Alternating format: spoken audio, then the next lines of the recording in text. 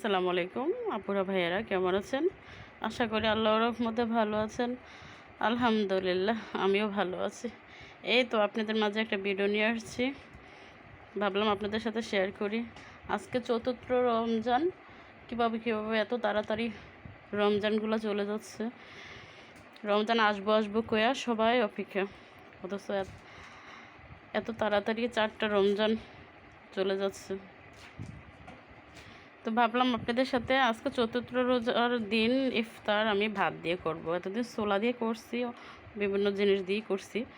আজকে ভাবলাম ভাত দিয়ে করব, সাথে লেবু আর তিতা কিংবা ভাজি, একটা শাক বলে আর কি, আপনাদের এলাকায় কী বলে জানি না। শাকটা তিতা, সেজন্য আলু দিয়ে ভাজি করছি। আর এখানে লাউয়ের ভর্তা, এখানে হলো সালাদ, আর পানি তো থাকবে। তো ভাবলাম আপনাদের সাথে শেয়ার করি। আল্লাহ হাফেজ, আসসালামু আলাইকুম।